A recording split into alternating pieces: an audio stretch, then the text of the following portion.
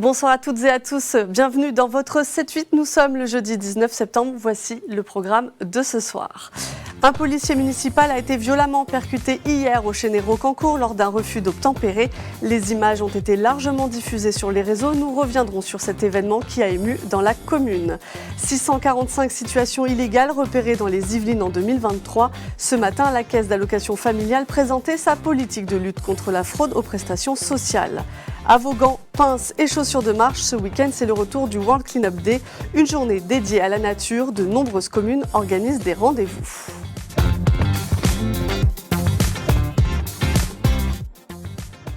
Hier, aux alentours de 16h40, un policier municipal a été percuté par une voiture lors d'un contrôle au Chénet-Rocancourt. Le conducteur a été interpellé. Une enquête pour tentative d'homicide volontaire aggravé a été ouverte par le parquet de Versailles. Au lendemain des faits, l'émotion est toujours vive dans la commune. Attention, certaines images peuvent choquer.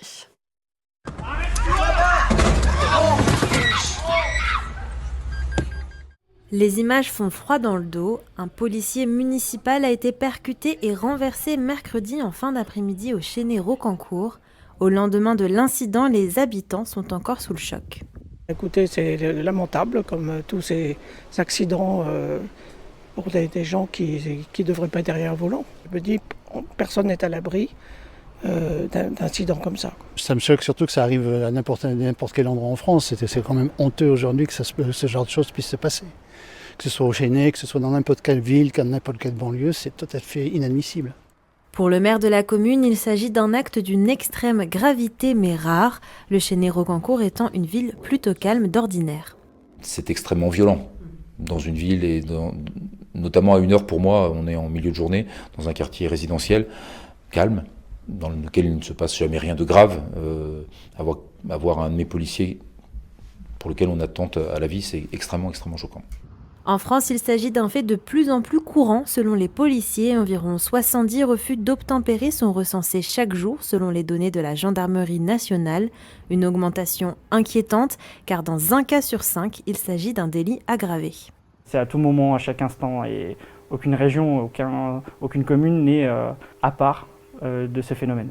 Pour la police, le problème, c'est la justice. On devrait fonctionner ensemble, et là, on a l'impression qu'on se heurte aussi à la justice qui ne prend pas la mesure de la gravité des actes. Le policier percuté a pu regagner son domicile. Il souffre de 2 côtes cassées et d'un pneumothorax. Le suspect a été arrêté. Il conduisait une voiture de location non restituée sous l'emprise de stupéfiants. Il risque jusqu'à 5 ans de prison et 75 000 € d'amende pour refus d'obtempérer aggravé. Et les réactions ont été nombreuses dès la connaissance de l'événement. Le ministre démissionnaire de l'Intérieur, Gérald Darmanin, a apporté son soutien indéfectible aux forces de l'ordre. La députée de la 3e circonscription à laquelle appartient le Chénet-Rocancourt, Béatrice Piron, a adressé ses pensées aux policiers, à sa famille et à l'ensemble des agents municipaux. Réaction aussi du côté des élus saint-quentinois. Jean-Baptiste Amonique, maire de Villepreux, a exprimé hier soir sa colère et salue l'engagement des policiers municipaux. Et pour suivre l'actualité de cet événement, rendez-vous sur notre site internet. Aurore Berger dans la tourmente. La maire démissionnaire des Solidarités et des Familles est épinglée dans Les Ogres. L'ouvrage de Victor Castanet révèle les liens entre la Saint-Quentinoise et la Fédération française des entreprises de crèches et l'existence d'un pacte de non-agression passé à l'été 2023 entre elles. La ministre a annoncé son intention de porter plainte. Le maire de Conflans-Sainte-Honorine rejoint Horizon. Le parti, Laurent Brosse a annoncé soutenir l'ancien Premier ministre Édouard Philippe. Il est, je cite, convaincu que le projet porté par Édouard Philippe pour la France correspond aux valeurs et aux ambitions que je défends pour notre pays.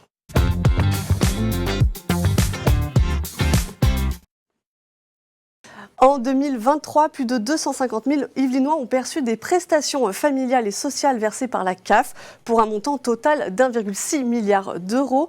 Pour lutter contre les fraudes, la Caisse d'allocation familiale des Yvelines mène une politique de contrôle. L'an passé, elle a permis la détection de 645 situations illégales dans le département. Interview express avec Sébastien Agnès, le directeur comptable et financier de la CAF des Yvelines, au micro de Grégory Canalé. Notre objectif, effectivement, est de certifier ces informations, de les contrôler pour s'assurer que nous payons le juste droit aux allocataires, ce à quoi ils ont droit, mais uniquement ce droit-là. «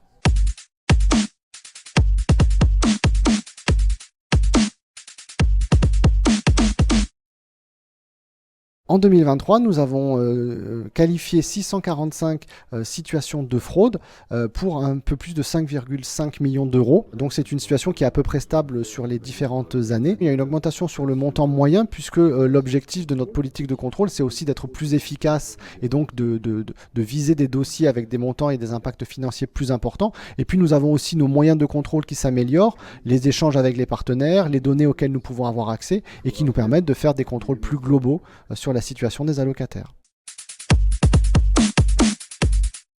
Soit les fraudes à la résidence, c'est-à-dire la présence sur le territoire, puisque le versement des prestations est conditionné à une obligation de résidence sur le territoire, des fausses déclarations soit de situation, soit de fausses déclarations de ressources.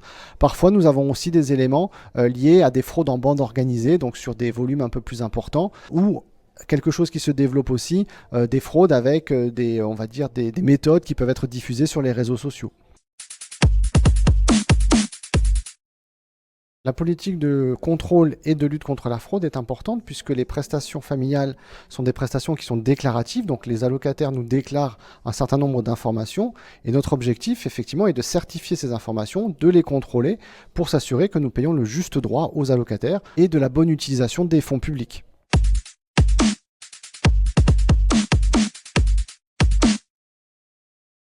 Ce week-end, ce sont les journées européennes du patrimoine, mais c'est aussi la journée mondiale du nettoyage de la planète, le World Cleanup Day. L'an dernier, 990 tonnes de déchets avaient été ramassées en France et c'est le sujet de demain de la pause nature de Mathilde Franco. Un extrait.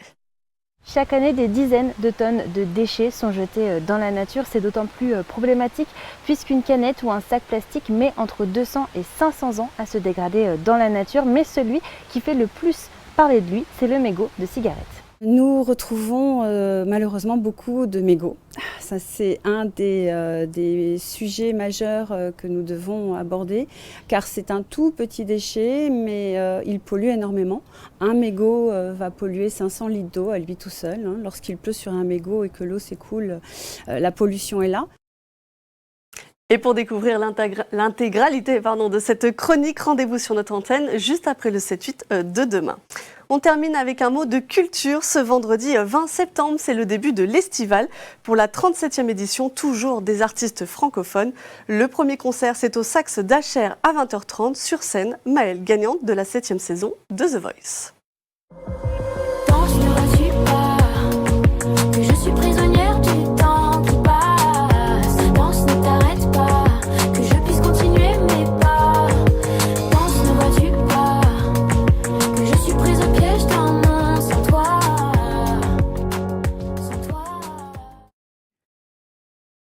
Et c'est la fin de cette édition. Merci de nous avoir suivis. Belle soirée sur TV78.